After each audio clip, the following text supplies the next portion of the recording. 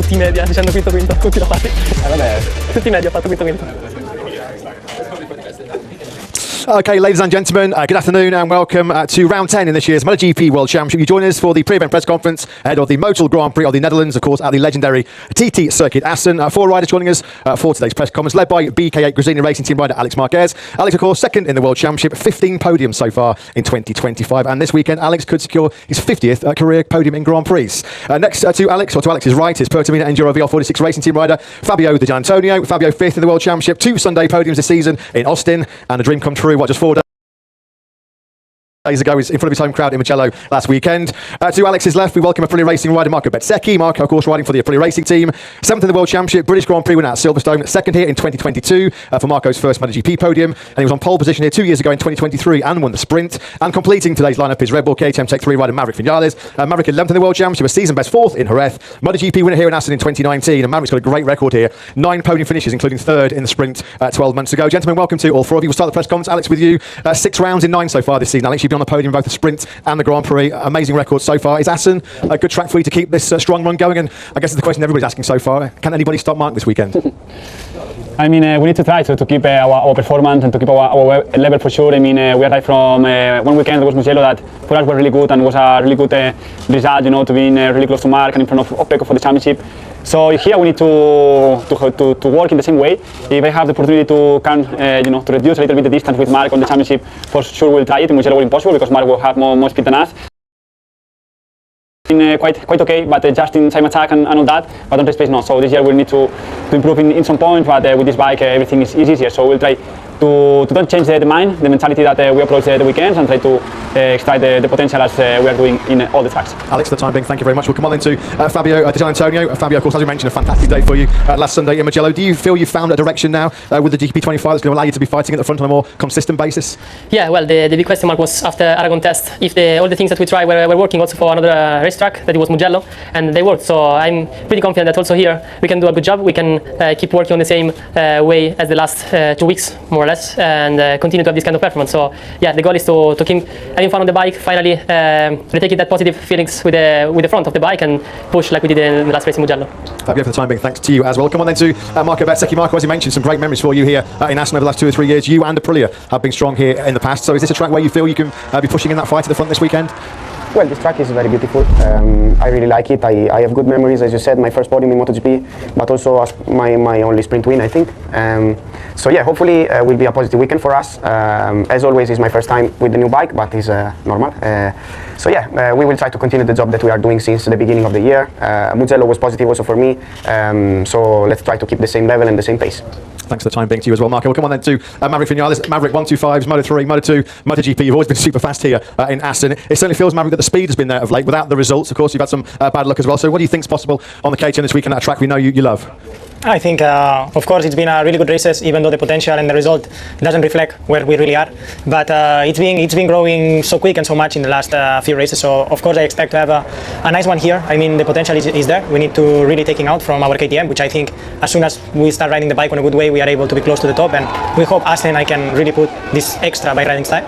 However, I feel very comfortable, especially in Mugello. I felt really good.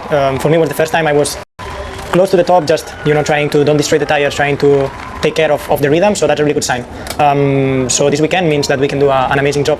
That's what we are looking for. We are looking for a good weekend, a smooth weekend, and put everything together to be fighting for the top place. And just one final quick question to all of you guys. Thanks for that, Maverick. The question for all of you, this weekend, guys, is a massive weekend for Assen. It's the 100th anniversary of racing in Assen, which started back here in 1925, the only circuit on the first World Championship calendar back in 1949. It's like a mythical track, guys. So what does it mean to you to race here in Assen, and what makes it so special? Alex, we'll start with you. I mean, I remember when I was super young to watching the races here in Assen from the TV, and where already you can feel already some special atmosphere, like a lot of history, a lot of that. I was loving the layout, honestly speaking, because it was really flowing and really fast one. I remember 2002, I think was the first victory from Pedrosa that year here.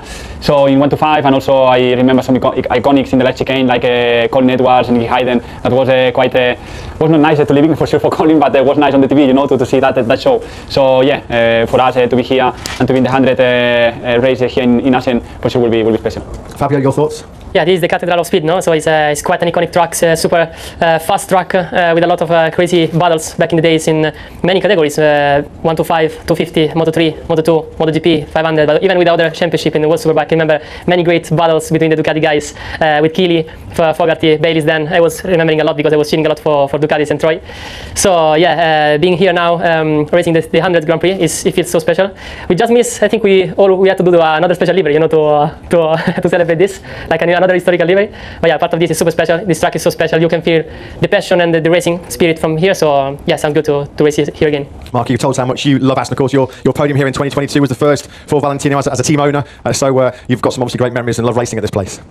Yeah, this track has always been special for me. My family is really passionate of motorsport, and I remember when I was 5-6 years old, we was coming here to see the race with the van and driving many hours and just seeing the race with my whole family, my mom, my sisters. The people has always been amazing, a lot of fans, a lot of passion.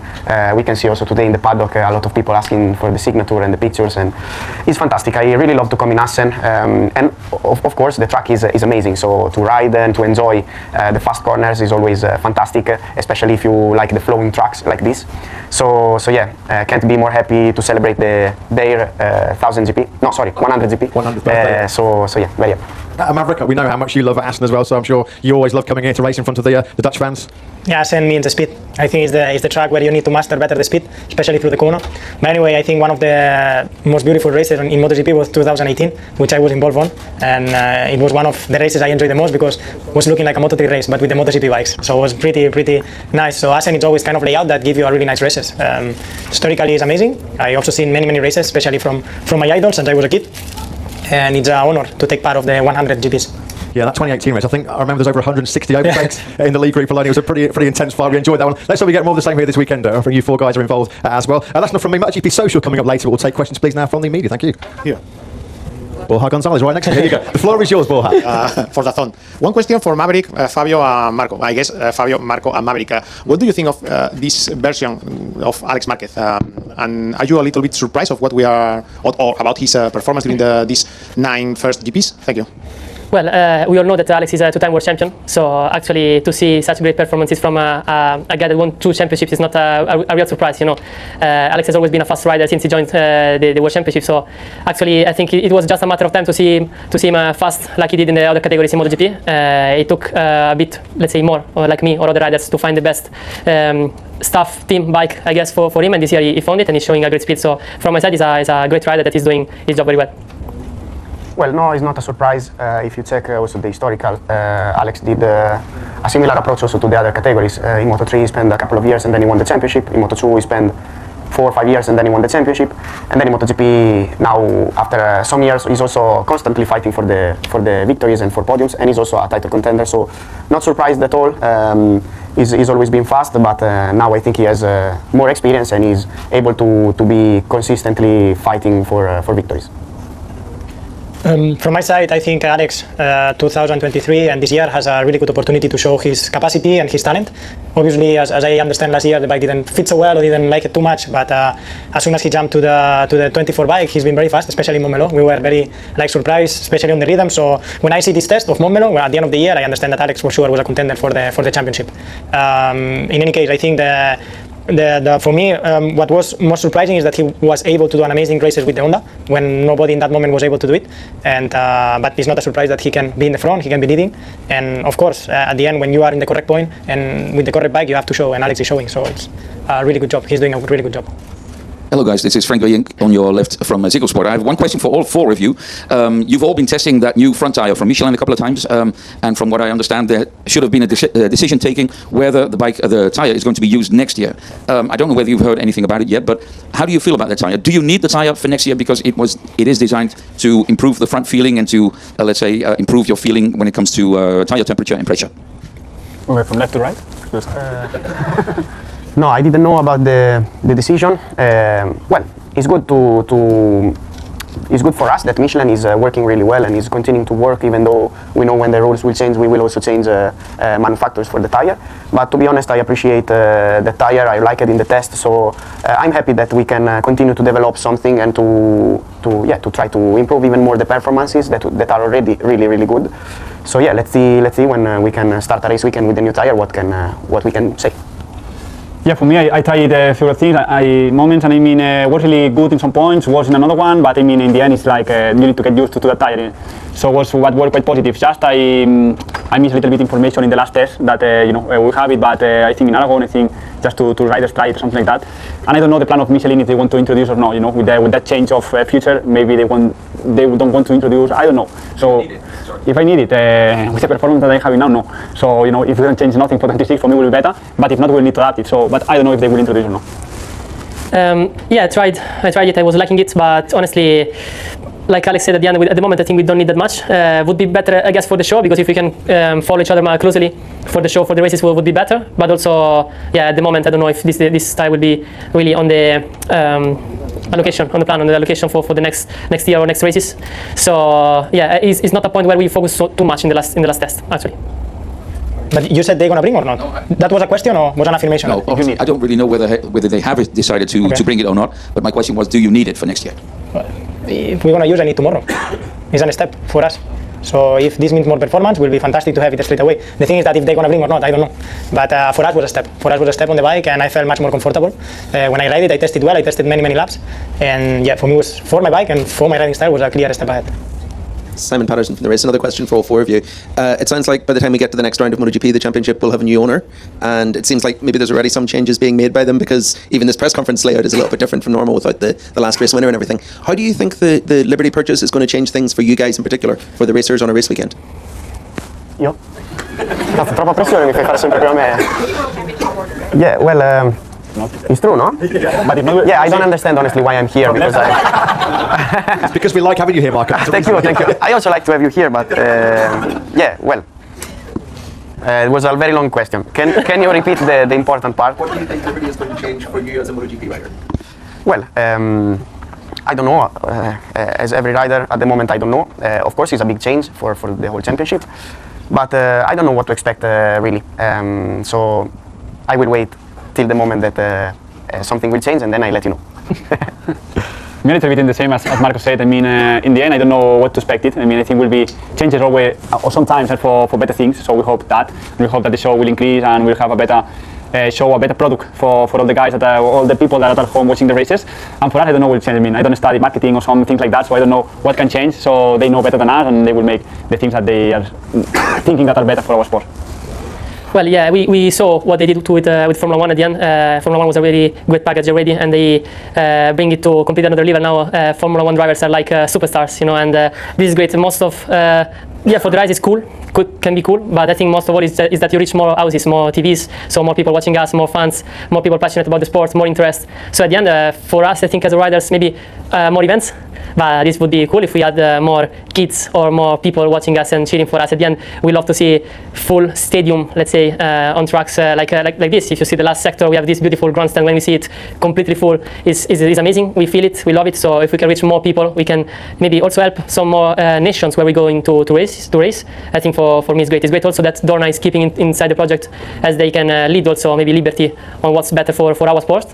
But actually, I'm super happy about this. It means that the show is good, and also there is a big interest from also other media, società, I don't know in English, society, yes. Company. SL. Till there the English was good.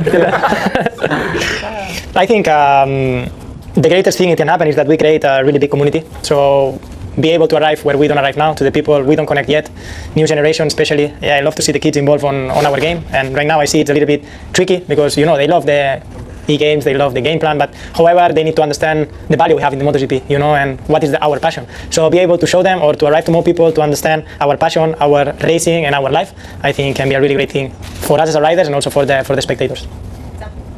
Giovanni Zamagni, Moto80 and Sky TV. I have one question for Maverick. Maverick, for me, it's so difficult to understand the level of KTM because you are so fast, but the other riders are not so fast. Which is the level of the KTM? Good question. It's a good question because I always feel a great potential in front of us. Somehow still I'm a little bit rookie with this bike and I'm not able to ride it on the best way, but I'm getting there. And especially I can see that we have a strength where we are quite strong, but right now I'm understanding how to become better on a riding style on our weak points. Let's say that we will not hide. The turning is not our best point, but however, body position, how I release the front brake, it's helping the bike to really, override this problem, and somehow I'm able to put the bike in the front.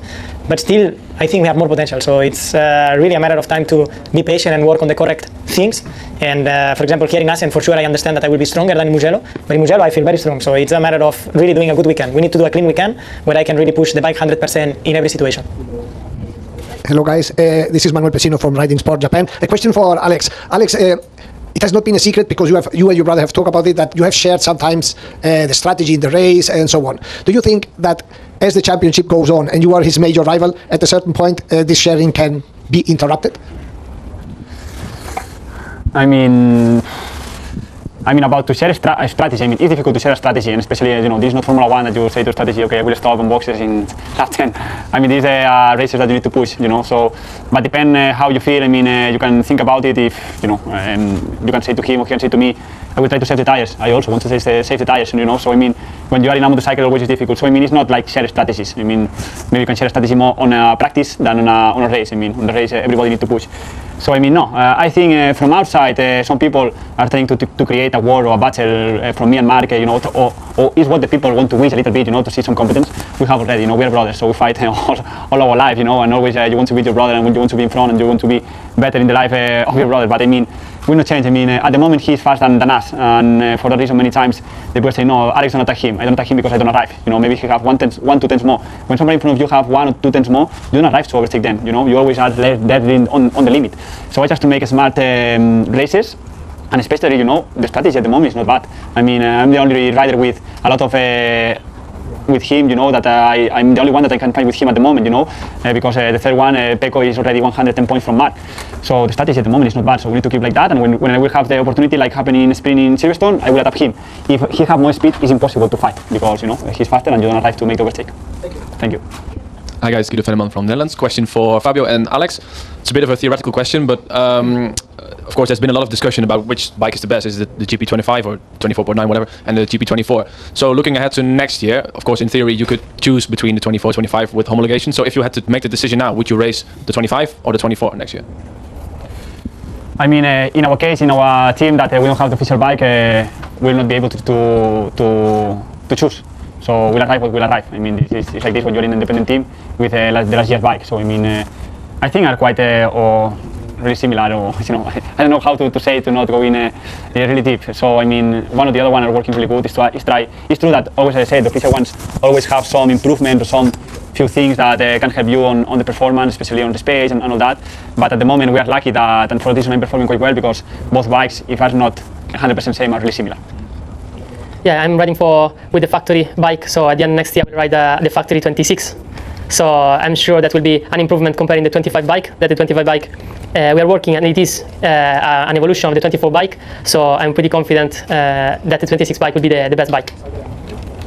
Hi guys, Adam Wheeler for the Paddock Pass podcast just here. A quick one, because it's 100 years of Assen. Which rider did you compete against who had the best technique? Who was the most technical motorcycle racer that you've competed against? On our career, I will say Dani Pedrosa. Okay. Why? Because with his physical limitation that Dani had on MotoGP category especially, I think he becomes the most technical rider. he have like a limitation of weight, of his height is not really much, so he becomes like, he did everything really clean and everything really on a good way, because he was not able to fight against the bike, so his riding style was just perfect. Okay. Fabio? Me? Okay. Are you ready? Or? I was trying to pass the ball, but yeah, okay. There's been too many passes to Marc. Yeah. As the choices were in the career, I couldn't say Dani, but for sure we did like Alex did. Like if we did a wildcard, it counts. For sure, Dani has always been a great It's like more or less a Federer in the bike, that he's really elegant on the bike and he's really clean, and he does everything in the right moment, in the right way. If I have to choose one guy of full season, let's say that I really been against him. Actually, I want to give credit to one of my, let's say, biggest opponent of my World Championship career, that is Martin. Because we share the track, all the classes from Rookies Cup to the MotoGP, and is the one that I think evolved the most and worked more or less like also Jorge Lorenzo style, trying to have also always the perfect riding style on the bike in every corner, in every moment.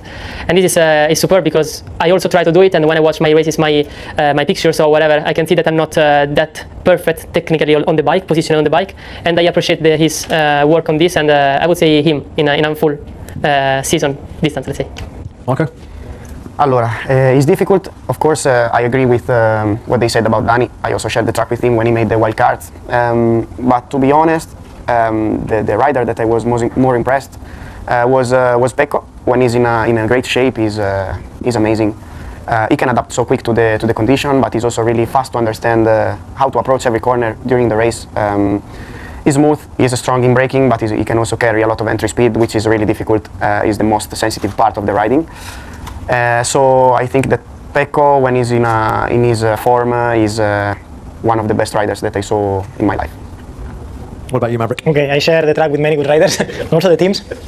And if I check the data, because if you look on riding, maybe it's different, but if looking the data, for me, when I jumped to the Yamaha in 17, I compare myself a lot with Jorge. Jorge has a really special technique on brakes. I don't know how he do, but it was quite surprised. So for me, he's number one at the moment. Then, of course, I'm sharing the data with Dani, which has an amazing technique to open the gas. So it's something you can take a lot of, you can take profit of it, you know, when you ride on your bike. And the other one for me is Fabio. Fabio Quartararo has also a really good technique when he rides the bike. So yeah, I battle with many good riders. But anyway, yeah, that's I think the guys who I rode with that has the better techniques. Great answer from all four of you. We'll finish off then now, as always, guys, with Motogp Social. This one, a bit of a quiz. This is guessing the legends by their career. So you're going to get some clues come up on the screens very, very shortly. So I guess then you've got clues on the boards as well. So we'll start off with number one. We'll do it one by one, guys. So who do we think is the career number one?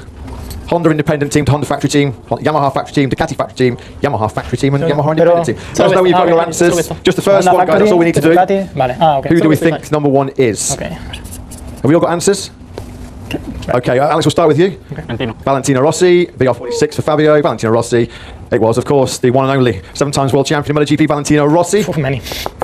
The next one, guess the legends by their career. Who do we think this one is, guys? Yamaha factory team, Ducati factory team, through to Honda factory team. Maverick's already gone for his answer. So you got an answer as well, Fabio? Yeah, we have. Let's just wait for Alex, and then we'll see if we've got the full set. Everybody has gone for Jorge Lorenzo, number 99. Yes, of course it was. Jorge Lorenzo, the 5-time MotoGP world champion. Okay, the next question is, guys, we've got a full house so far. Let's get the next clue. Now, for this one, there are two possible answers. So you get a bonus point if you can name both the riders, but they spend their whole MotoGP career with the factory Honda team. So who do we think that was? There are two possible options. Two possible options. You don't have to name both of them, but you've only got one. So, Alex, you were the first one to turn your board around, so let's just wait for Marco just to finish off. Alex, who do you think it is? Mick. Mick Doohan. Fabio? Dani Pedrosa. Marco, you've gone for Mick Doohan. I went for both. Maverick, you've gone for both, and you are absolutely spot on. Well done, Maverick. It was Dani Pedrosa or Mick Doohan, so I think that puts Maverick into the lead. Okay, so the next one is independent Honda team to the factory Ducati team to the factory Honda team. But this is the whole career or no? Not, this is just in MotoGP. This is just in MotoGP, and they are MotoGP legends as well. So they started off in a Honda independent team, then they went to the Ducati factory team, and then they went to the Honda factory team. Fair to say that they had a lot of success in their careers. Yeah, for sure. But I'm trying my best to help you out here, Marco. Ah sì? No, ma indipendente Honda. No, ma Ducati è stato dopo Honda però. Have we all got answers? Te chi hai messo? I don't know. I don't know. So Alex is not quite sure. Marco, have you got an answer? Who's got an answer? Fabio's got an answer. No, me no. No. Marco, it was Casey Stoner, of course. Yeah, the Australian world champion with Ducati and with Honda. So still Maverick out in front. See, but the next one, I don't know. The next one, who do we think the next one is? Honda independent team to the factory Yamaha team, back to a Honda independent team, and then finishing in the Honda factory team. Yeah, this was a tough one. Sì, però c'è testa così, cazzo. Fabio's turned his board around. He's pretty confident. We'll just wait for the others. Pretty confident. No, but no, you've got an answer. That's right. You've got an answer. I went for it. You did go for it. All in, Fabio. Independent Honda, factory Yamaha to Honda independent. But I don't remember the name of the team, of the independent team. You remember the name of the... No, I don't remember the name. I don't remember. So later I ask you. Or the first one, not the second one, the first one. Independent team, factory. Maverick. And it's a legend. Maverick's desperately trying to hold on to the lead here, isn't he? It's a legend. I don't know, Maverick. So, no. we're going to have to say the times up. First of all, Fabio, you were the first one to turn your board around. I don't know. Fabio, you went for Biaggi. Max Biaggi. Yeah. Max Biaggi. It was, of course, Max Biaggi, who Which one? started off in 1998 in the Kanemoto Honda team. Kanemoto. Yeah, and then of course he was at one point with the Pons Honda team, Yeah, and then- Factory Yamaha, and then Repsol Honda. So I think we're all back to level square. It's Fabio versus Maverick here. The final one. Who is this? Started with a Honda independent team, Honda independent team to a factory Honda team, Yamaha independent team, Ducati factory team, Yamaha independent team. We've all got answers. Has Fabio got an answer? It's just One second. Easy. This is more stressful than tackling the final chicane in Assen, I think, this one, isn't it? Dai. Fabio, we're going to have to put the clock on you, I'm afraid. We'll give him a countdown, shall we? 5, 4, 3, 2, 1. Fabio, I'm sorry. Time is up. It's Andrea Davizioso. Nobody will be mad with me. You'll be very, very mad with you. No, guys, just one final time. I think it was Maverick, actually, that took the spoils on that one. Congratulations. Maverick, if you could sign the boards, guys. Nobody's going to be looking for you, Fabio. Sign the boards and we'll get one quick photo, guys, standing with the boards. Thank you very much. If you can stand for the photographs, please. Firstly with the boards, that'd be great. And then we'll do one without the boards, guys, and then we'll let you get back to work.